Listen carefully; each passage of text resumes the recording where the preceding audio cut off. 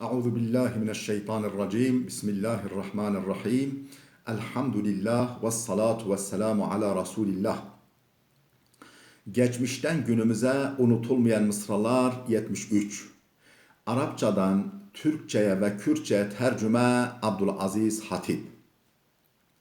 İza ente lem tu'lim tabibeke kullema yesu'uke eb'atte devâe anis sukmi.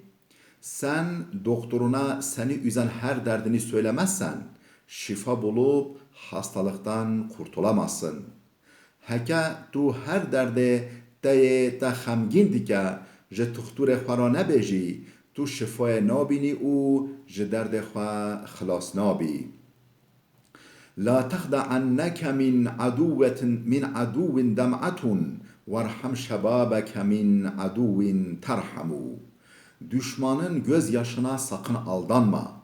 Merhamet göstereceğin düşmanından kendi gençliğine acı.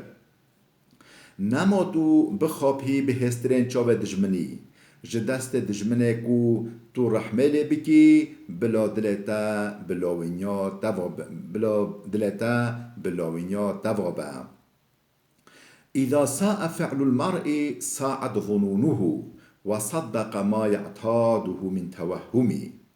Kişinin kendi yapıp ettikleri kötü olunca zannı da kötü olur ve alışkanlık haline getirdiği kötü zannını doğru kabul eder.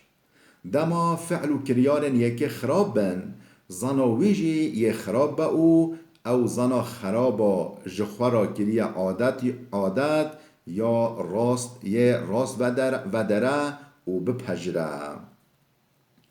Men yehun yeshulil hevanu aleyhi mali curhin bimeyyitin ilamu. Zelil düşen zamanla artık zillet çekmesi basitleşir. Tıpkı ölüye yaranın acı vermediği gibi.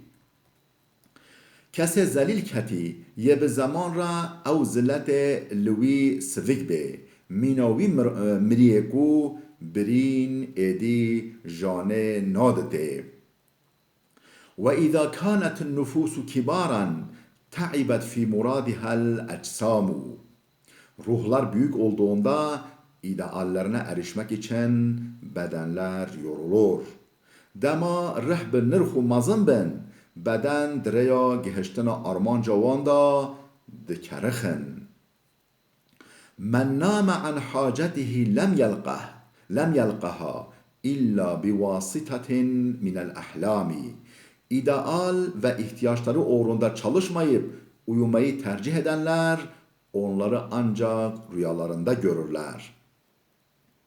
Ew kesên direya xeyal û armancên xwe da nexebitin û tim xewê çêtir bigire, ew ê wan incek li xewna xwe da bibîne. Ve inni le arju en emûte ve tenqadî hayatî ve ma indî yedun lille'îmî. Umar ve dilerim ki hayatım sona erer, ölürüm de namerdin minneti altına girmem. Ez dixwazim û hêvî dikim ku bimrim lê bila tu ni'met û qenciyên mirovê netutişt li ser min nebin. İnnel meqadîre îzâ sa'adet elhaqatil acize bil hazimi. Talih yardım edince acizin akıllıdan farkı kalmaz. Heke şans û suud destê mirovî ra bigire, ferqa yê nebiryar û aqilmend namîne. İnne şerren nâsi men yemdehunî hîne yelqânî ve in gibtu şetem. İnsanların en zararlısı yüzüme karşı beni öven, arkamdan karalayandır. İnsanı herî ziyankar ew ku yê di rûyê min da basnê min bide û dema pişta min kete nehsa min bike. İzâ mâ kunte lil ehzâni evna aleyke me'az zamani femen telûmû. Zamanın zaten eksik olmayan üzüntülerine sen de kendini hırpalamakla yardımcı olunca kime kusur bulursun ki? Dema tu jî hemberî xwe آلیکاریا خمو کسر زمانی یه تو جارا کم نابن بکی گلا قصور لنکه لمن تطلب الدنيا إذا لم تريد بها سرور محب أو إساءة مجرم.